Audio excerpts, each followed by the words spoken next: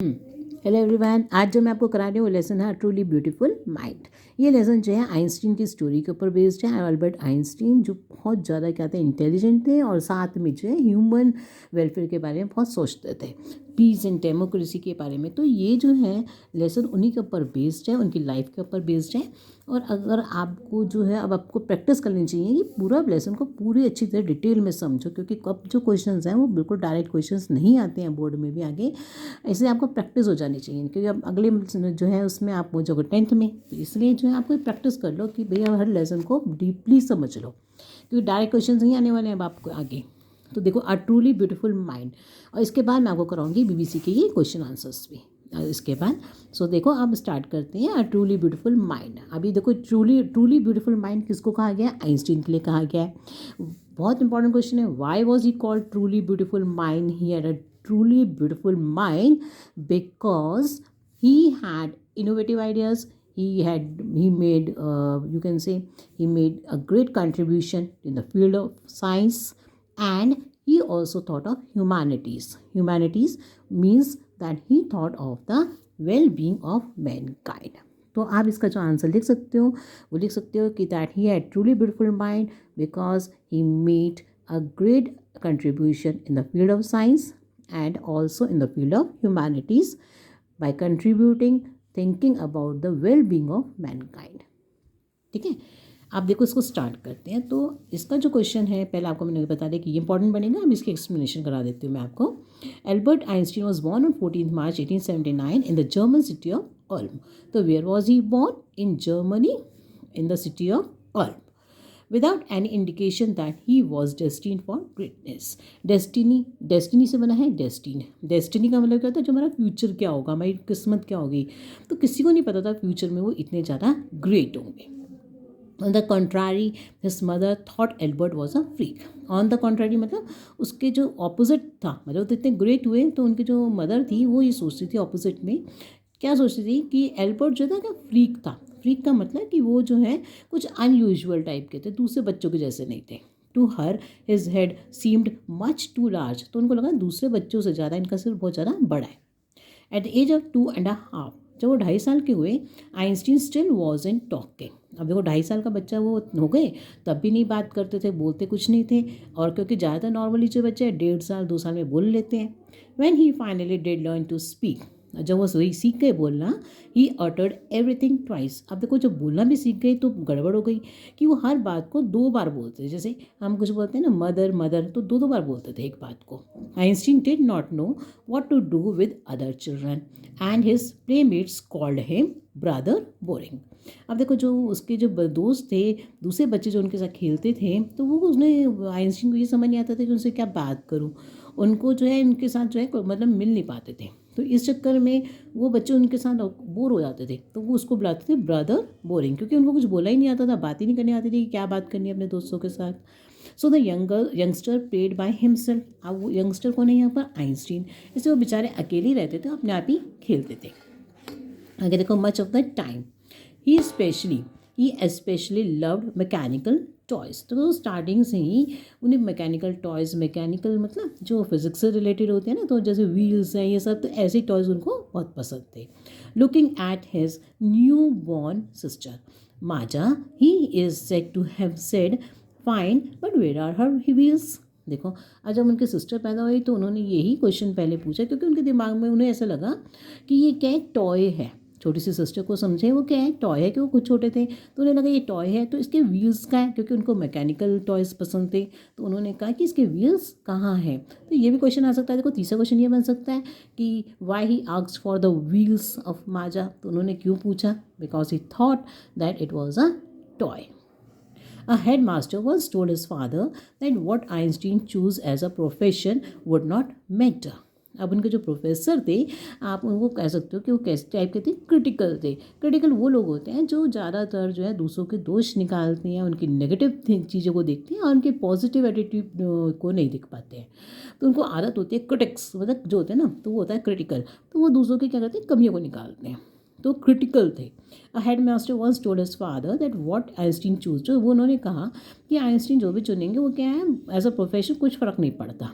Because he will never make a success at anything, क्योंकि उनको कभी भी सक्सेस नहीं मिलेगी।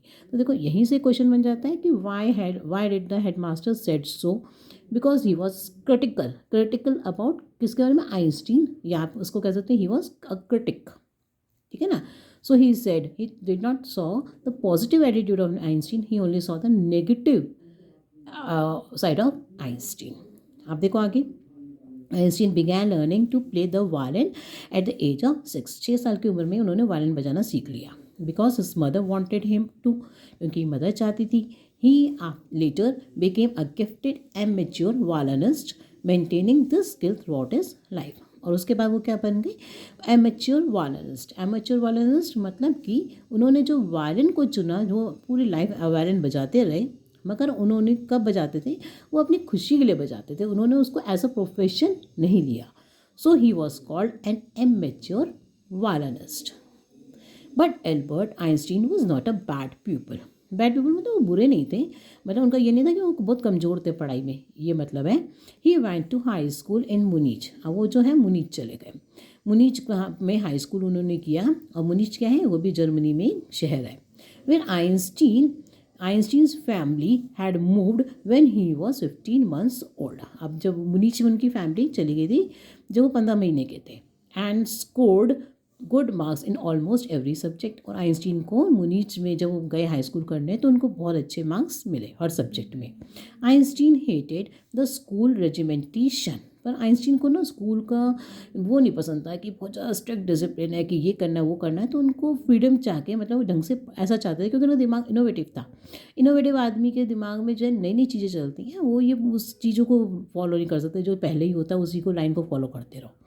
And often clashed with his teachers, तो इससे उनकी जो टीचर्स की क्या था ना, लड़ाई हो जाती थी, गुस्सा आ जाता था, मतलब एक दूसरे में आर्ग्यूमेंट हो जाते थे उनसे टीचर्स के साथ।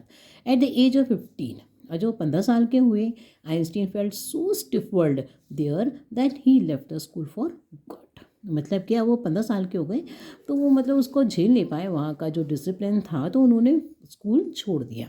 फॉर गुड का मतलब अच्छे के लिए, कि भाई मैं अपना कुछ अपना करूँगा अपने दिमाग से, तो अच्छे के लिए उन्होंने अपना स्कूल छोड़ दिया। अच्छे काम, मतलब कुछ ये नहीं कि वो उन्होंने स्कूल छोड़ दिया कि बुरा काम करने के लिए, नहीं, कुछ अच्छा इनोवेशन करने के लिए, कुछ अपना दिमाग को यूज़ करने के लिए। The previous year, Albert's parents had moved to Milan। अब जो उनके पेरेंट्स थे वो फिर कहाँ चले गए, अभी कोर जगह सिटी में मिलान में चले गए। वो कब चले गए थे, जब वो 14 साल के थे, 1 साल पहले गए थे ना, अब वो 15 साल के हो चुके थे। And left their son with relatives, तो उनका जो सन कौन था, आइंस्टीन को छोड़ के वो अपने रिलेटिव्स के पास छोड़ के और वो खुद मिलान में चले गए। After prolong discussion, Einstein got his wish to continue his education in German speaking Switzerland in a city which was more liberal than Munich. अब उन्होंने जो है थोड़ी सी जिद करी और वो स्विट्ज़रलैंड पढ़ने के लिए चले गए। आगे जो है which was more liberal than Munich, क्योंकि मुनीच में उनको वो नहीं मिली हुई थी, आज़ादी नहीं थी, मतलब क्या पढ़ना है, किस टाइप से पढ़ना चाहते थे, जिस टाइप से वो अपने आप को पढ़ना चाहते थे उस टाइप की उनको आज़ादी नहीं मिली हुई थी। तो ये वाली लिबर्टी की बात की उन्होंने। Einstein was highly gifted in mathematics and interested in physics, and after finishing school he decided to study at a university in Zurich. अब देखो वो जूरिच कहाँ है, स्विट्ज़रलैंड में, तो वो स्विट्ज़रलैंड में जो है जाके पढ़ने लगे। बट ही डिसाइडेड, देखो, but science wasn't the only thing that appealed to the dashing young man with the walrus mustache। अब देखो, but science wasn't the only thing, science ही नहीं that appeal to the dashing young man with the walrus moustache. अब देखो science तो उनको attract करती ही थी, मैथ्स और साइंस उनमें, मैथ्स और फिजिक्स उनके बहुत ज़्यादा फेवरेट सब्जेक्ट्स थे और इसमें बहुत इंटरेस्टेड भी रहते थे, बहुत इंटेलिजेंट भी थे। और उनको कहा गया कि उनकी जो मुस्टैच थी वो क्या थी, वॉलरस मुस्टैच। तो वॉलरस मुस्टैच का क्या मतलब होता है, घनी, देखो जैसे इनकी फिगर में है कि घनी मूछें, थिक। तो आप इसको मीनिंग याद कर लो, कैसी होती हैं, थिक होती हैं, बुशी, ऐसे होते हैं झाड़ियाँ झाड़ियाँ type, thick bushy and fall over the mouth. और ये जो मूछें इनकी मुंह पर गिरती है, मतलब लिप्स के ऊपर आती थी, तो thick bushy and fall over the mouth, इन मूछों को कहते हैं वॉलरस मुस्टैच। तो ये वाली इनकी मुस्टैच थी, मूछें थी। मैं आपको मीनिंग साथ साथ ये इसलिए बता रही हूँ, कोई भी पैराग्राफ आ सकता है, कहीं भी हो सकता है, तो आपका कोई भी आंसर मिस नहीं होना चाहिए। He also felt a special interest in a fellow student. अब देखो उनको जो है एक लड़की थी फेलो स्टूडेंट अपने साथ की, तो उसके साथ उनका अटैचमेंट हो जाता है जिसका नाम था Mileva Maric, whom he found to be a clever creature. अब उसको लगा ये बहुत मतलब ये इंटेलिजेंट है। दिस यंग सर्ब, वो कौन थी, सर्ब से आई हुई, तो सर्बियन थी, हैड कम टू स्विट्ज़रलैंड, वो भी स्विट्ज़रलैंड आई हुई थी पढ़ने के लिए, because the university in Zurich was one of the few in Europe where women could get degrees. तो देखो अब ये क्यों आई थी स्विट्ज़रलैंड पढ़ने के लिए, क्योंकि पूरे उसमें यूरोप में ज़्यादातर ये स्विट्ज़रलैंड में ही था कि वो और लड़कियों को डिग्री देते थे, मतलब आगे पढ़ने की परमिशन थी और आगे वहाँ पे उनको वहीं डिग्री मिल जाती थी। Einstein saw in her an ally against the Philistines, those people in his family and at the university with whom he was constantly at odds। तो देखो इसमें पहले आप मतलब सुनो, फिलिस्टाइंस का मतलब वो लोग जिनको आर्ट लिटरेचर से नफरत होती है ना, और एली मतलब फ्रेंडशिप। तो उनको लगा कि ये मेरी क्या है, एक तरह की फ्रेंड है। कौन, ये मिलेवा, क्योंकि वो भी जो है उन लोगों के अगेंस्ट थी जो कि मतलब आर्ट लिटरेचर मतलब कल्चर को, इन चीज़ों को क्या मानते थे, बुरा मानते थे, बेकार समझते थे। तो ये दोनों इसलिए जो है आपस में, देखो वो वायलिन बजाते थे तो उनको पसंद था एक तरह से म्यूज़िक भी आइंस्टीन को, तो ये दोनों तो इसलिए उनको लगा कि ये शायद मेरे जैसी ही है। तो उन वो लोगों और वो जो मतलब क्योंकि आइंस्टीन का उन लोगों से क्या रहता था, हमेशा कन्फ्लिक्ट रहती थी जो कि आर्ट कल्चर को बुरा मानते थे, तो उनको लगा ये भी ऐसी ही है। लेटर्स सर्वाइव इन विच, अब देखो क्या हुआ, the couple fell in love, letters survive in which they put their affection into words. अब इनको जो एक दूसरे से लव हो जाता है और फिर उनकी लेटर्स पढ़े हैं जिसमें कि वो क्या करते थे, दोनों ही साइंस के स्टूडेंट थे, तो दोनों जो है बातें भी ऐसी करते जिसमें साइंस के वर्ड्स यूज़ हो जाते थे। जैसे कि आइंस्टीन ने लिखा, how happy and proud I shall be when we both have brought our work on relativity to a victorious conclusion. जैसे कि वो कहते हैं कि वो वर्क किस पे कर रहे थे, रिलेटिविटी के ऊपर काम कर रहे थे। तो उन्होंने कहा कि ये वर्ड का यूज़ किया, साइंस का यूज़ किया वर्ड का, कि जब हम अपने ये जो है पूरी कर लेंगे थ्योरी, तो हमारे को जो विक्ट्री मिलेगी, जब हम मतलब समझा पाएंगे लोगों को, विक्टोरियस हो जाएंगे, मतलब हम जीत पाएंगे, हम अपने पूरी कर लेंगे थ्योरी, तो हम कितने खुश होंगे और हैप्पी और प्राउड होंगे। In 1900, at the age of 21, Albert Einstein was a university graduate and unemployed। मगर अब देखो ये बात याद रखना कि जब वो एम्प्लॉयड हो जाते थे वहाँ पे, जब ग्रेजुएशन कर लेते थे, तो ये नहीं है कि हाथों हाथ उनको जॉब मिल जाती थी, तो वो क्या रहते थे, उनको ढूंढना पड़ता, टाइम लगता था। He worked as a teaching assistant, तो वो पढ़ाने लगे जब तक कि उनको जॉब नहीं मिलती। Gave private lessons and finally secured a job in 1902। तो देखो 1900 में वो ग्रेजुएट हो गए, मगर उनको जॉब मिली 1902 में। इस बीच में वो कुछ क्या करते रहे, ऐसे प्राइवेट लेसन्स देते रहे, मतलब कोचिंग करते रहे, देते रहे एज ए टेक्निकल एक्सपर्ट की तरह। उनको जॉब मिली 1902 में। वो कहाँ पे काम करने लग गए, patent office in burn. Burn जो है, बर्न में जो है वो क्या करने लग गए, वहाँ पर पेटेंट ऑफिस था। पेटेंट ऑफिस कौन सा होता है, जहाँ पे कि कोई लोग चीज़ें जो है अपनी जो है वो करा लेते हैं। स्विट्ज़रलैंड की कैपिटल है बर्न, वहाँ पे जो है लोग अपने क्या करा लेते हैं, आके ना अपने जो साइंटिफिक जो उनके अपने वो होते हैं, पेटेंट करा लेते हैं कि कोई और इसको नहीं, मतलब ये हमारे नाम पे हो गई है। When he was supposed to be assessing other people's inventions, अब वहाँ पे उनका क्या काम था कि दूसरों की इन्वेंशंस को असेस करना, कि मतलब उसको जज करना उनको कि कैसे इन्वेंशन करी है, कि क्या है। तो वहाँ पे Einstein was actually developing his own ideas in secret. तो मगर उनको वो जो है काम तो इसलिए रखा गया था उस ऑफिस में कि वो दूसरों के इन्वेंशंस को देखे, मगर वो अपना जो है चुपचाप करके सीक्रेटली वो भी अपना काम कर रहे थे। He is said to have jokingly called his just drawer at work the bureau of theoretical physics. तो उन्होंने इसी चक्कर में वहाँ पे भी, क्योंकि उनका काम तो नहीं था ना, वहाँ पे उनको अलाउ नहीं था कि भाई तुम अपने इन्वेंशन करने बैठ जाओ, उनको तो दूसरों की जज करनी थी, तो खुद भी चुपचाप करके इसलिए सीक्रेटली अपने इन्वेंशंस कर रहे थे। इसे वो उन्होंने अपने, ये देखो ये क्वेश्चन बहुत इंपॉर्टेंट है, why called the his drawer bureau of theoretical physics. तो वो इसलिए कहते हैं कि ये मजाक करते हैं कि ये क्या है, मेरे जो टेबल है ये क्या है, ब्यूरो ऑफ थ्योरेटिकल फिजिक्स है, क्योंकि यहाँ पर वो क्या कर रहे थे, अपनी सीक्रेटली अपनी जो थ्योरीज थी उनको डेवलप कर रहे थे, एनालाइज कर रहे थे। One of the famous papers of 1905 was Einstein's special theory of relativity, according to which time and distance are not absolute. Indeed, two perfectly accurate clocks will not continue to show the same time if they come together again. तो ये उनके relativity theory के बारे में था कि दो clocks जो हैं अगर एक तेज चल रही है तो वो दोनों कभी एक साथ नहीं आ सकते हैं। तो इसमें ज़्यादा इंपॉर्टेंट नहीं है क्योंकि थ्योरी नहीं आएगी, क्योंकि आपको तो इंग्लिश का ना, साइंस का नहीं है। From this follow the world's most famous formula which describe, तो इससे जो है उनकी थ्योरी आई कौन सी, रिलेटिविटी की, E = mc²। नेक्स्ट देखो इसमें, while Einstein was solving the most difficult problems in physics, जो अपने ये मतलब रिलेटिविटी थ्योरी के कर रहे थे, his private life was unravelling, तो उसकी जो प्राइवेट लाइफ थी, मतलब मैरिड लाइफ, अभी उनकी शादी तो हुई नहीं थी, तो उनकी जो अपने घर की लाइफ थी वो थोड़ी सी क्या हो रही थी, खराब हो रही थी। Albert had wanted to marry Mileva right after finishing his studies, but his mother was against it. अब उनकी जो मदर थी उनको वो मालवीय पसंद नहीं थी, तो वो जो है, और एल्बर्ट चाहते थे कि अपनी वो पढ़ाई खत्म करती हुए शादी कर ले। She thought Mileva who was 3 years older than her son was too old for him, तो उन्हें लगा क्या प्रॉब्लम लगी उनको मिलेवा के साथ, तो वो तो 3 साल बड़ी थी उससे। She was also bothered by Mileva's intelligent, और वो बहुत ज़्यादा इंटेलिजेंट थी। तो she is a book like you, क्योंकि उनका क्या वर्ड था, she is a book like you, कि वो तुम्हारी तरह क्या है, किताब है पूरी, बहुत इंटेलिजेंट है। His mother said Einstein put the wedding of, तो मगर आइंस्टीन ने वेडिंग ऑफ का मतलब आइंस्टीन ने शादी कर डाली। The pair finally married in January 1903 and had 2 sons, अब उनकी शादी होने के बाद 1903 में 2 बच्चे हुए, 2 बेटे थे उनके, but few years later the marriage faltered, मगर उन थोड़े टाइम बाद उनकी लड़ाई के मतलब उनकी जो शादी है वो गड़बड़ होने लग गई, वीक होने लग गई। Mileva mean while was losing her intellectual ambition, इसका क्या मतलब हुआ कि मिलेवा जो है अपना इंटेलेक्चुअल एम्बिशन, मतलब उसका क्या हो रहा था कि वो अपने उसमें वो जो बहुत इंटेलिजेंट थी तो उसके इंटेलेक्चुअल जो है वो मतलब कर नहीं पा रही थी अपना काम, और क्या कर रही, क्या हो गया था, and becoming an unhappy house wife, और वो हाउस वाइफ बन गई, और हाउस वाइफ बन के भी वो क्या थी, बड़ी नाखुश थी। After years of constant fighting, तो आपस में उनकी लड़ाई होती रहती थी। द कपल फाइनली डाइवोर्स इन 1919, फिर उनका डाइवोर्स हो जाता है 1919 में, और शादी कब हुई, 1903 में। Einstein married his cousin Elsa the same year, तो उसी साल उन्होंने एल्सा से शादी कर ली। Einstein a new personal chapter coincided with his rise to world fame, आप देखो जैसे जैसे उनकी मतलब अच्छा होता जा रहा था आइंस्टीन का, उनकी जो शादी के साथ उनका जो वर्ल्ड फेम भी बढ़ता जा रहा था। इन 1915 he had published his general theory of relativity, तो उन्होंने जो है 1915 में उन्होंने पब्लिश करी थी अपनी जनरल थ्योरी, कौन सी, रिलेटिविटी की, which provided a new interpretation of gravity. An eclipse of the sun in 1919 brought proof that it was accurate. अब देखो 1919 में उनका डाइवोर्स होता है, 1919 में उनकी उसके साथ शादी होती है एल्सा की, और तभी जो है उनका जो उन्होंने करा था वहाँ पे डिस्कवरी सी अपनी, तो वो जो है बहुत ज़्यादा मतलब प्रूफ हो जाती है कि वो ठीक थी।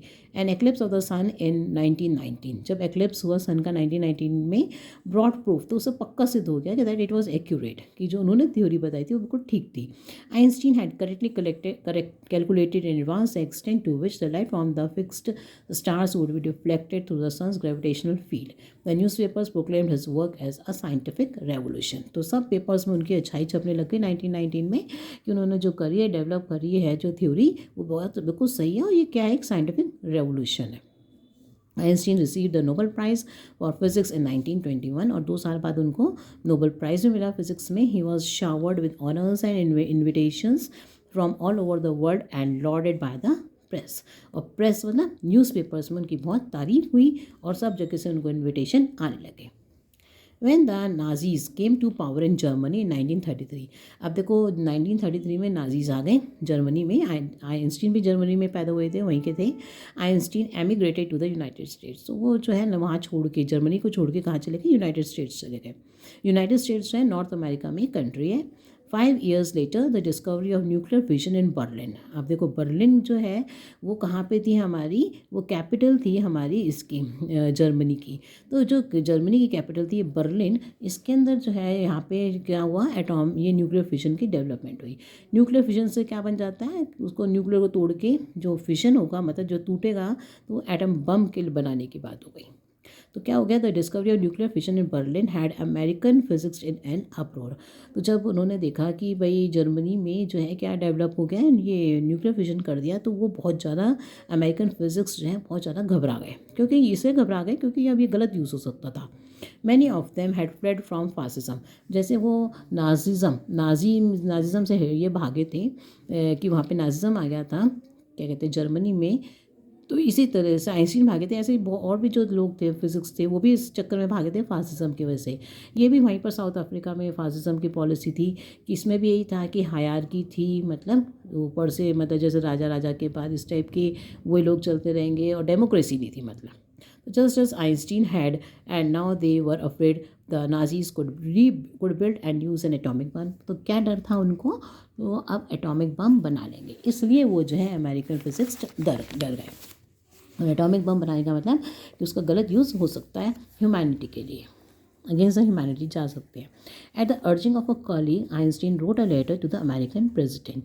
अब देखो उनका जो कोलीग था, मतलब वो भी कोई फिजिक्स था, वहाँ पे काम कर रहा था, तो उसने कहा कि चिट्ठी लिखो किसको, वहाँ के जो प्रेसिडेंट थे तब अमेरिका के, फ्रैंकलिन डी रूजवेल्ट को, on 2 August 1939, in which he warned a single bomb of this type. उन्होंने बताया, भी वार्निंग दी कि अगर एक बम भी इस तरीका बन गया तो एक्सप्लोडेड इन अ पोर्ट, तो अगर वो पोर्ट में, जैसे सी पोर्ट में, कहीं भी एयरपोर्ट में एक्सप्लोड हो गया, might very well destroy the whole port together with some of the surrounding territory.